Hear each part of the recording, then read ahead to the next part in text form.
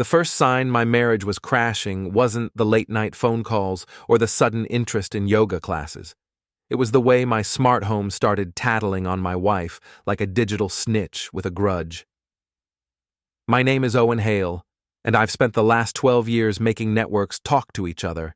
Servers, routers, firewalls, they all speak my language. What I never figured out was how to debug a relationship that was corrupting faster than a hard drive in a lightning storm. The irony wasn't lost on me that Tuesday morning as I sat in my kitchen, watching our smart home display light up with notifications. Tessa's phone had synced to our home network at 2:47 a.m. Her fitness tracker showed she'd been active for 37 minutes. Her calendar app had mysteriously updated with a new recurring event labeled personal training. "Morning, babe," Tessa breezed into the kitchen, all yoga pants and fake smiles. At 32, she still looked like the HR coordinator who'd charmed me at that company mixer 8 years ago. Same auburn hair, same green eyes that used to make me forget I was supposed to be the smart one in the room. "Sleep well?" I asked, not looking up from my coffee. "Like a baby." She grabbed her protein shake from the fridge, the one she'd started making every morning since her fitness kick began 3 months ago. "You were passed to the world when I got back from my run." "Run?" "Yeah, couldn't sleep, so I went for a jog around midnight. You know how restless I get." I nodded, watching her lie with the same professional efficiency she used to handle employee complaints at Meridian Corp. The fitness tracker data said otherwise, but I kept that information to myself. In my line of work, you learn that the best way to catch someone in a network breach is to let them think they're invisible. "By the way," Tessa continued, thumbing through her phone, "Liam's back in town. Remember him? My ex from college? He's working at TechFlow now, doing some big sales thing." Liam Brenner. I remembered him from the handful of times Tessa had mentioned him over the years. Cocky guy with perfect teeth and a handshake that lasted too long. The kind of man who called everyone buddy and somehow made it sound condescending. "That's nice," I said. "We might grab coffee sometime. Catch up. You don't mind, do you?" The question hung in the air like a badly configured firewall, technically functional, but full of holes. "Why would I mind?" "You wouldn't. You're not the jealous type." She kissed my forehead, a gesture that felt more like marking territory than affection. "That's what I love about you, Owen. You trust me." After she left for work, I sat alone with my coffee and the uncomfortable realization that my wife was treating our marriage like a public Wi-Fi network. Open access, no password required. I pulled up the home network logs on my laptop. The data painted a picture that would make a forensic accountant weep with joy. Tessa's phone had been connecting to cell towers across town at odd hours. Her cloud storage was syncing photos at times when she claimed to be at work. Most interesting of all, her messaging apps were backing up conversations that somehow never appeared on her phone when I was around. The thing about being a network engineer is that you develop a healthy paranoia about security. Every system has vulnerabilities, every user makes mistakes, and every lie leaves digital fingerprints if you know where to look. I spent my lunch break setting up what I like to call enhanced monitoring protocols. Nothing illegal, just maximizing the data sharing features that Tessa had agreed to when we set up our joint cloud accounts. If she was going to use our shared digital infrastructure for extracurricular activities, I might as well get full visibility into the network traffic. By 5 o'clock, I had my answer. The messages started appearing on my tablet as soon as Tessa's phone synced to our home network.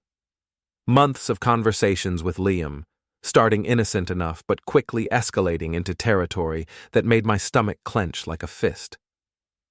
"Can't wait to see you tonight. Owen's working late again. What a surprise. Your husband sounds like a real exciting guy.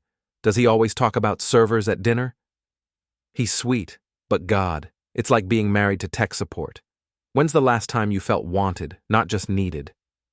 The conversations got more explicit from there, full of details about hotel rooms and lunch breaks, and how easy it was to fool the computer nerd at home. They joked about my predictable schedule, my boring hobbies, my complete cluelessness about what was happening under my own roof. The final message thread was from that afternoon. Liam. Think he suspects anything? Tessa. Owen. Please. He barely looks up from his laptop long enough to notice I exist. I could probably bring you home for dinner and he'd just ask if you needed the Wi-Fi password. Liam. Poor bastard. Almost feel sorry for him. Tessa. Don't. He's getting exactly what he deserves. A wife who pretends to care about his boring life while I get what I need somewhere else. Best of both worlds. I closed the tablet and sat in my kitchen, listening to the hum of our smart home's various devices. Every gadget in the house was connected, sharing data, reporting status, maintaining perfect synchronization. Everything except my marriage. When Tessa came home that evening, she found me exactly where she expected, at my laptop, working on what she assumed was another boring network problem. How was your day? She asked, the same question she'd been asking for 8 years. Productive, I said. Fixed a major security vulnerability.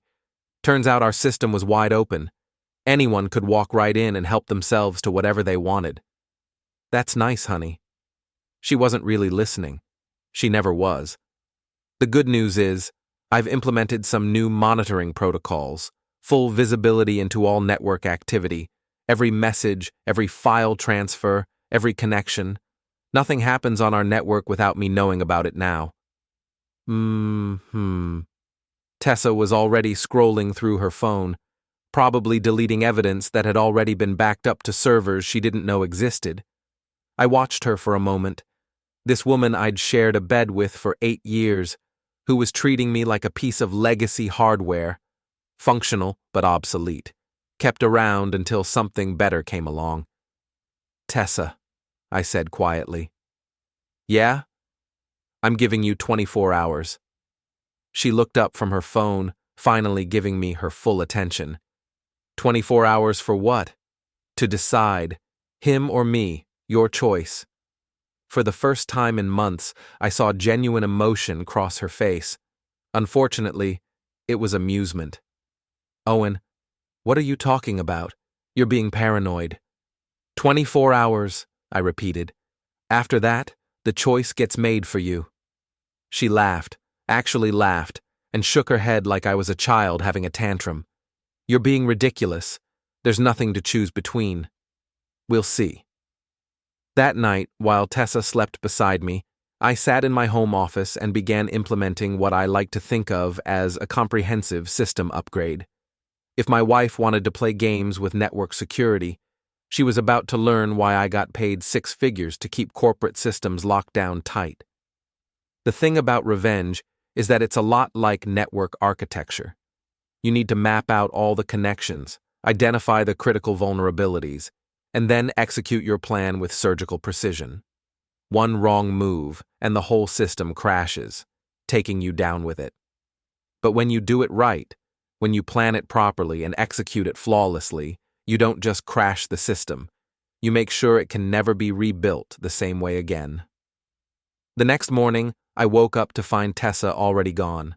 No goodbye kiss, no coffee made, just a hastily scribbled note on the kitchen counter. Early meeting. Don't wait up tonight. I checked the time. 6:23 a.m. Her early meeting had apparently required leaving the house before dawn. According to the garage sensor logs, she'd pulled out at 5:47 a.m. According to her phone's GPS data, which was still syncing to our shared cloud account, she'd driven straight to the Marriott downtown, room 412, if the credit card notifications were accurate. I made my coffee and opened my laptop, reviewing the intelligence I'd gathered over the past 18 hours. The digital forensics painted a clear picture. Tessa and Liam had been meeting regularly for 3 months, using a rotation of hotels and restaurants across the city. They'd been careful about their digital communications, but not careful enough. They'd forgotten that modern life leaves a trail of metadata that's impossible to erase completely. Credit card transactions, GPS coordinates, app usage patterns, even the automatic backup of photos that Tessa thought she'd deleted. It was all there, waiting for someone with the right access and the wrong motivation to piece it together. My phone buzzed with a text from Tessa. "Working late tonight, don't wait up." I replied, "No problem, I'll be working on a project too." The project was already underway. I'd spent the early morning hours creating what I called the Accountability Archive, a comprehensive, time-stamped, cross-referenced collection of evidence that would make a federal prosecutor weep with joy. Screenshots, GPS logs, credit card records, hotel receipts, and most damning of all, the complete message history between Tessa and Liam, including photos I really wished I'd never seen.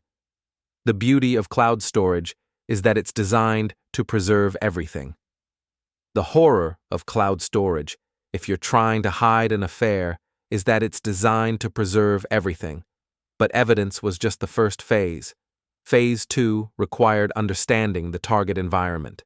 Tessa worked as an HR coordinator at Meridian Corp, a mid-sized consulting firm that took its employee conduct policies very seriously. I knew this because I'd helped them implement their network security protocols 2 years ago. I also knew that Meridian had recently updated their social media and workplace relationship policies, specifically prohibiting conduct that could reflect poorly on the company's professional image. Liam worked at TechFlow, Meridian's biggest competitor. A relationship between employees of competing firms, especially one involving potential conflicts of interest, would be problematic for both companies. More importantly, both Tessa and Liam were married to other people. I spent my lunch break researching Liam's wife, Jennifer. According to her very public social media presence, she was a family law attorney who specialized in high-asset divorces. She posted frequently about holding cheaters accountable and ensuring women get what they deserve in divorce proceedings. The irony was so perfect, it felt scripted. By 3 o'clock, I had mapped out the complete network topology of my targets' lives: professional relationships, social connections, financial vulnerabilities, reputation dependencies, all the critical infrastructure that keeps a person's life running smoothly. Now it was time to introduce some catastrophic system failures. I started with a simple test. At 3:30 p.m., I sent an anonymous email to Meridian Corp's HR department with a single screenshot. Tessa and Liam having lunch at a restaurant, her hand on his arm, both wearing wedding rings that didn't belong to each other. The subject line read, "Potential policy violation, confidential." The message was brief. Thought the company should be aware of potential conflicts of interest between Meridian and TechFlow personnel. More documentation available if needed. I didn't sign it. I didn't need to. The screenshot spoke for itself. Within an hour, my phone rang. Tessa's name appeared on the screen. "Owen, something weird happened at work today. Someone sent HR a photo of me having lunch with Liam. Can you believe that? Like we're not allowed to have friends." "That is weird," I agreed. "What did HR say?" "They asked a bunch of questions about my relationship with him, whether there were any conflicts of interest, that sort of thing. I told them we're just old friends catching up, but they seemed concerned about the optics." "The optics?" "You know how paranoid companies get about employees fraternizing with competitors. They're probably worried about corporate espionage or something ridiculous like that." I made sympathetic noises while pulling up the employee handbook for Meridian Corp on my laptop. Section 4.7 specifically addressed relationships with personnel from competing organizations and required full disclosure to management. "Did you tell them you're just friends?" I asked. "Of course. What else would I tell them? Nothing else. Just friends." "Exactly." She paused. "You don't think... you wouldn't have said anything to anyone, would you?" The question hung in the air like a badly configured firewall. "Why would I do that?" "You wouldn't. You're not that kind of person." But her voice carried a note of uncertainty that hadn't been there before. After she hung up, I leaned back in my chair and smiled. The first probe had been successful. The target's security posture was weaker than expected, and they were already showing signs of paranoia. Time to escalate the attack. At 5 o'clock, I sent a more comprehensive package to Jennifer Brenner's law office. This one included GPS logs showing Liam's frequent visits to hotels during business hours, credit card records for romantic dinners, and a carefully curated selection of text messages that left no doubt about the nature of his relationship with Tessa. I also included a note. Mrs. Brenner, I thought you should be aware of your husband's activities. As a family law attorney, I'm sure you understand the importance of having complete information about marital assets and potential grounds for divorce proceedings. A concerned citizen. The package was delivered by courier at 5:30 p.m. At 6:15 p.m., my home security system detected Tessa's car pulling into the driveway, 3 hours earlier than she'd said she'd be home. She burst through the front door like a hurricane, her face flushed with anger and panic. "We need to talk," she announced, dropping her purse on the kitchen counter with enough force to rattle the coffee mugs. "Sure," I said, not looking up from my laptop. "How was your late meeting?" "Cut the crap, Owen. I know it was you." "I'm sorry?" "The photos, the emails, the whole thing, I know you sent them." I closed my laptop and gave her my full attention. "I have no idea what you're talking about. Liam's wife showed up at his office today.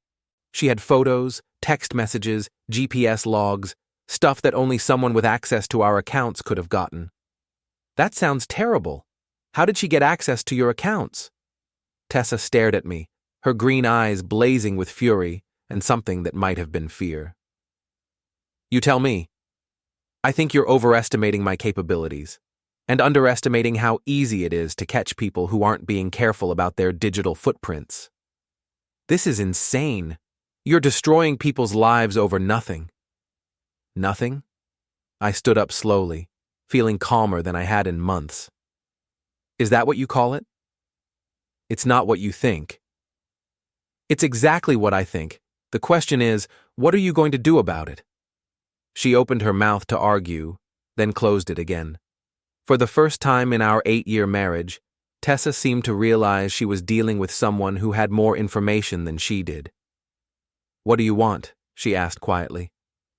"I told you yesterday, 24 hours to choose, him or me. And if I choose you, then we figure out how to rebuild what you broke. And if I choose him?" I smiled, and apparently something in my expression made her take a step backward.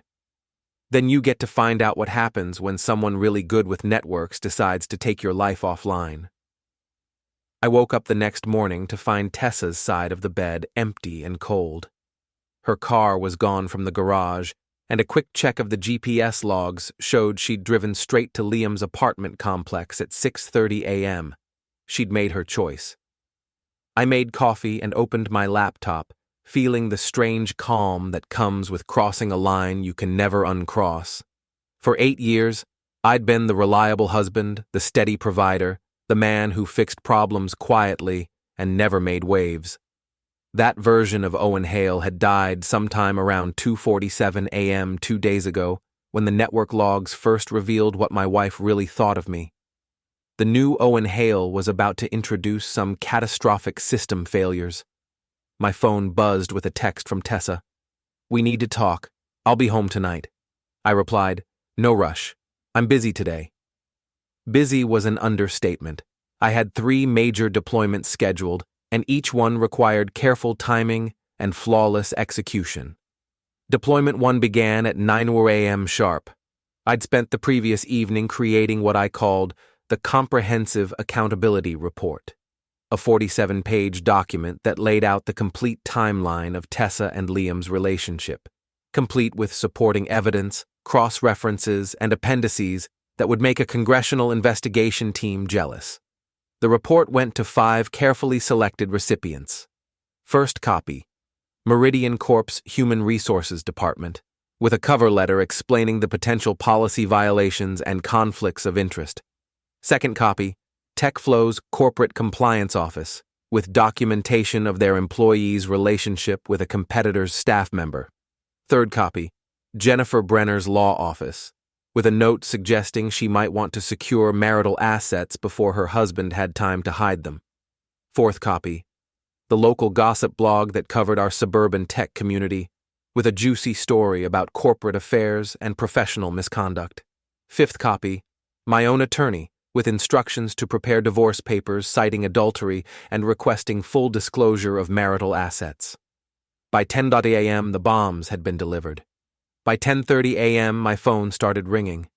The first call was from Jace Morrison, my buddy from the IT department at work. Dude, please tell me you didn't just nuke your wife's career from orbit. I have no idea what you're talking about. The whole tech community is buzzing about some HR coordinator at Meridian who got caught screwing around with a guy from TechFlow.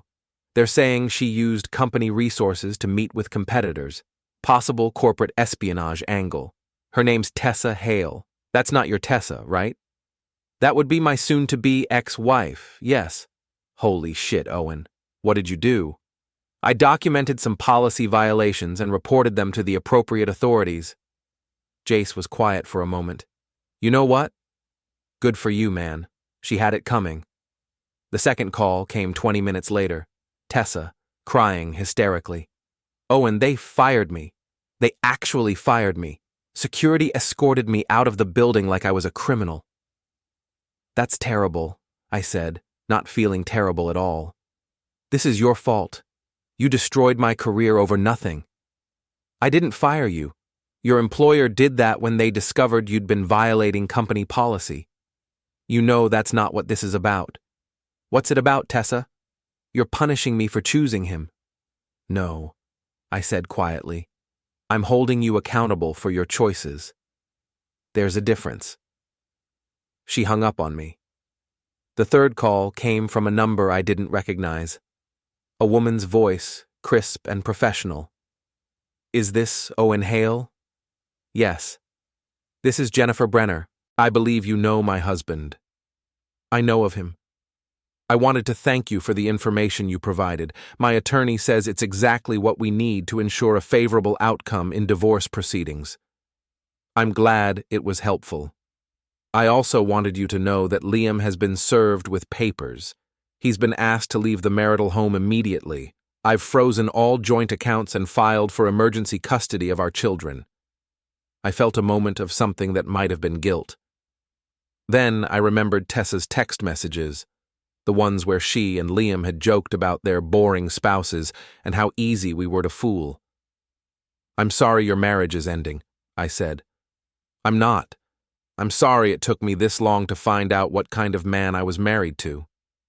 After she hung up, I sat in my kitchen and wondered if I should feel worse about what I'd done.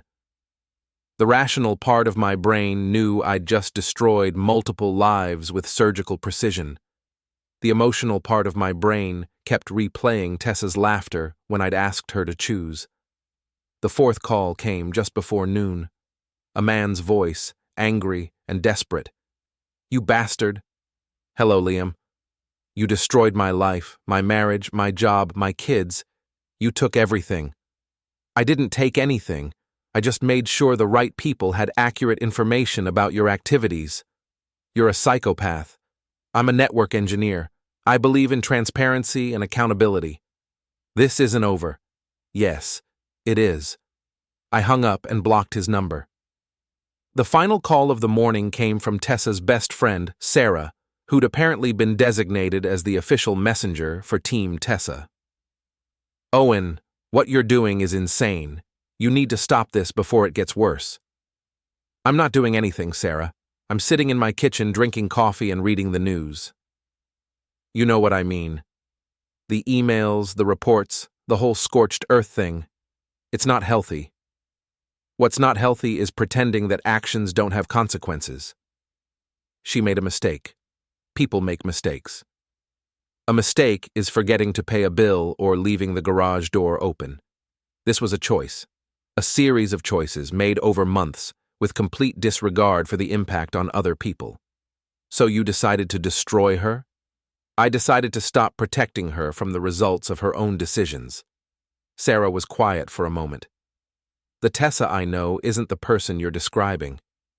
The Tessa you know is the same person who spent 3 months lying to my face while screwing her ex-boyfriend in hotel rooms across town. The same person who joked about how easy it was to fool her boring husband. The same person who laughed when I asked her to choose between him and me. She's devastated, Owen. She's lost everything. So did I. The difference is, she chose to lose it. When Tessa came home that evening, she looked like she'd aged 5 years in one day. Her eyes were red from crying, her professional composure completely shattered. "We need to talk," she said. "I'm listening. I made a mistake. A terrible, stupid mistake. But what you're doing is worse." "How is it worse?" "You're destroying innocent people. Jennifer, Liam's kids, my career, none of them deserved this." "You're right. They didn't deserve to be lied to and betrayed. That's why I made sure they got the truth." "That's not what I meant, and you know it." I looked at my wife, soon-to-be ex-wife, and felt nothing but a cold, analytical clarity. "What did you think would happen, Tessa? Did you think you could just keep both lives running in parallel forever? Did you think I'd never find out, or that if I did, I'd just quietly accept it? I thought you'd give me a chance to explain. I gave you a choice. You made it. I was scared. I panicked. I wasn't thinking clearly. You were thinking clearly enough to drive to his apartment at 6:30 this morning." She stared at me, and I could see the exact moment she realized that I'd been tracking her movements. "You're monitoring me." "I'm monitoring my own network. You just happen to be connected to it." "This is insane. You're acting like a stalker." "I'm acting like someone who discovered that his wife was using shared resources to conduct an extramarital affair and who reported that information to the relevant parties." "Relevant parties? You sent our private business to half the city." "I sent evidence of policy violations and potential criminal activity to the appropriate authorities. What they chose to do with that information was up to them." Tessa sat down heavily on the couch, looking defeated. "What do you want from me, Owen? What will it take to stop this?" "It's already stopped. The information has been distributed. The consequences are playing out. There's nothing left to stop." "There has to be something, some way to fix this." "There is. You can learn to live with the results of your choices just like everyone else has to." She looked up at me with something that might have been hatred. "You're not the man I married." "You're right. The man you married was naive enough to trust you. He's gone." "So, what happens now?" I handed her a manila envelope. "Divorce papers. You can sign them or we can do this the hard way. Your choice." She opened the envelope with shaking hands, scanning the documents. "You're asking for everything. The house, the savings, even my car. I'm asking for what I'm entitled to under state law, given the circumstances of our marriage's dissolution. You want to leave me with nothing. I want you to experience the same level of security and stability that you provided me." She looked up from the papers, tears streaming down her face. "I loved you, Owen. I still love you." "No, you didn't. You loved the idea of me, the reliable husband, the steady income, the man who asked no questions and made no demands. You loved having a safety net while you went looking for something more exciting." "That's not true." "It's exactly true. I've read your messages, Tessa. I know what you really think of me." She was quiet for a long moment. Then, in a voice barely above a whisper, "What if I end it with him? What if I do whatever it takes to make this right?" "It's too late for that. It's never too late. It is when the person asking for forgiveness is the same person who laughed at the idea that their actions might have consequences." I stood up and walked toward my home office. "You can stay here tonight if you need to, but I'd prefer if you were gone by morning. The locks are being changed tomorrow afternoon." "Owen, please." I stopped at the doorway and looked back at her. "You know what the really sad part is? If you'd just been honest with me 6 months ago, if you'd said you were unhappy and wanted to try something different, We might have worked it out. We might have found a way to part as friends. We still can.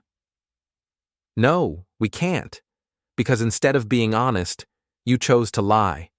Instead of respecting me enough to tell the truth, you chose to treat me like an obstacle to be managed.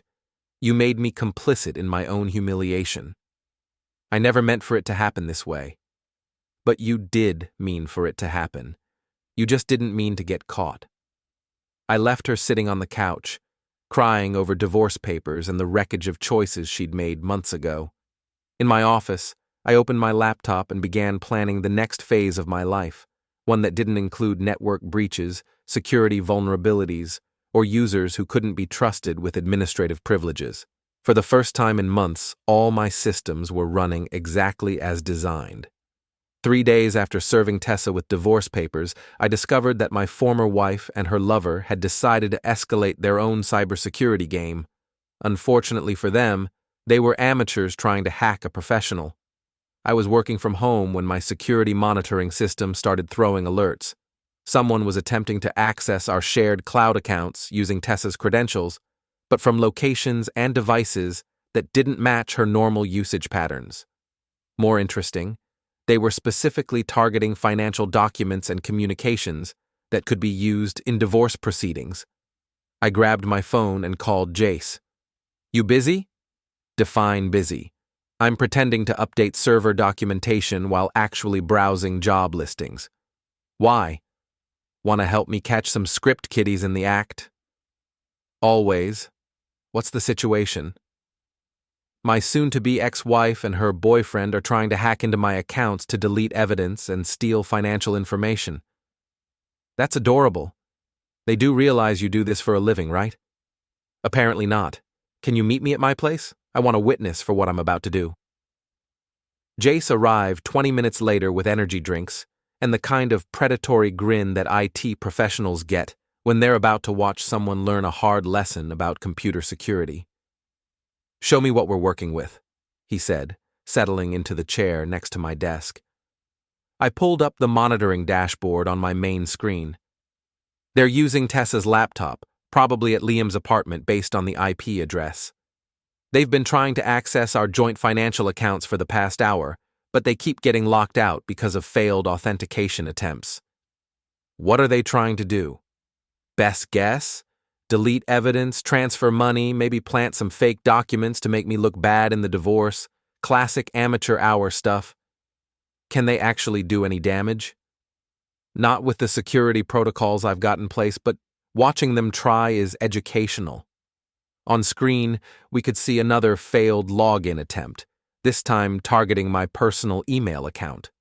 Then another attempt at our joint savings account.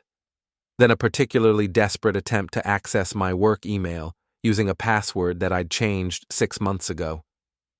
They're not very good at this, Jace observed. No, they're not. But they're about to get a lot worse at it. I opened a new terminal window and began typing. I'm going to give them exactly what they're looking for. Meaning? Access to a specially prepared set of documents that will make their day very interesting. What I'd created was a honeypot, a collection of fake financial documents and communications designed to look like evidence of hidden assets and secret accounts. The documents were crafted to be just believable enough that someone desperate to find dirt on me might think they'd struck gold.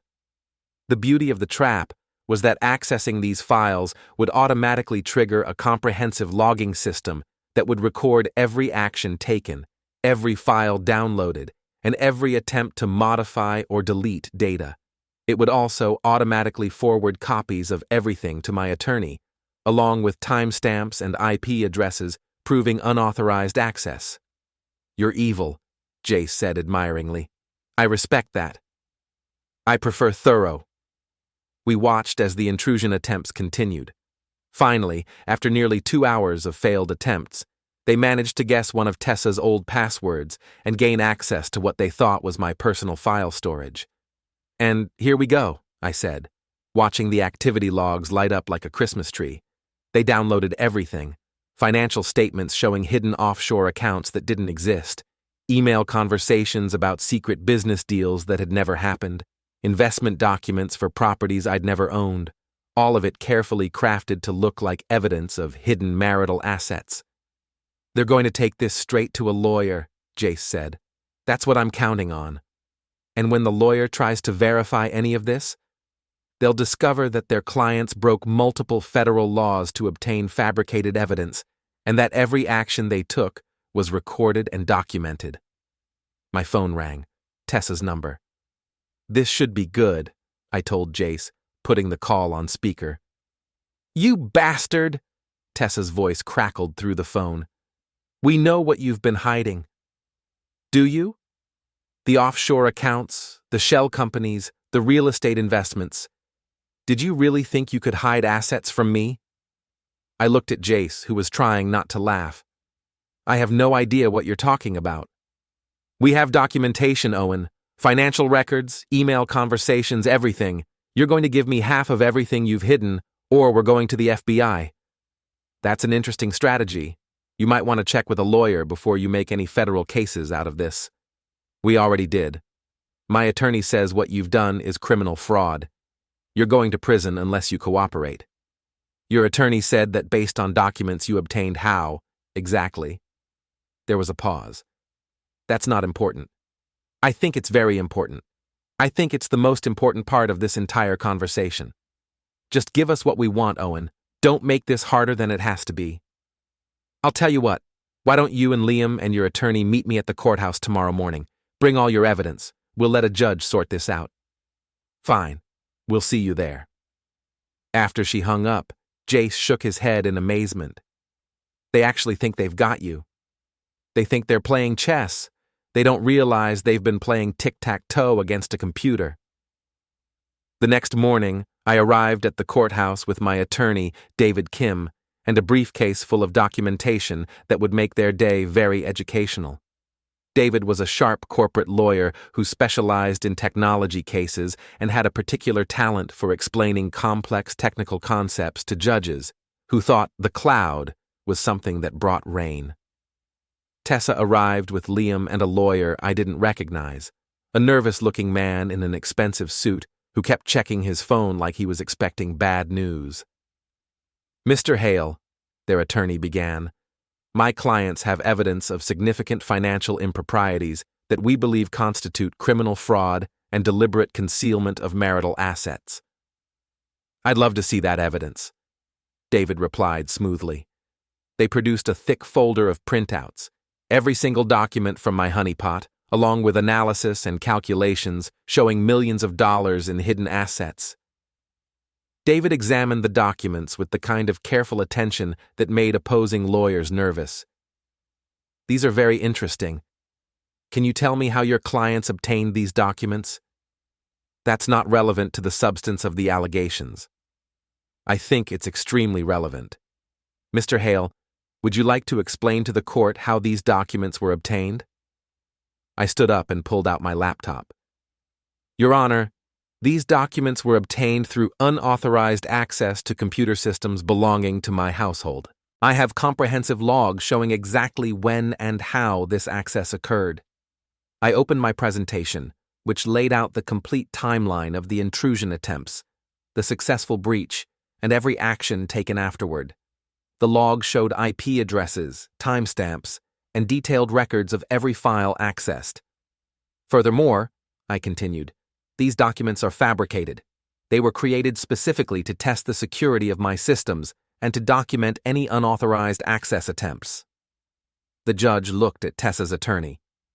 "Are you telling me your clients broke into Mr. Hale's computer systems to steal evidence?" That is, my clients were attempting to access what they believed were legitimately shared marital assets." "By hacking into his personal accounts?" David stood up. "Your Honor, we'd like to present additional evidence."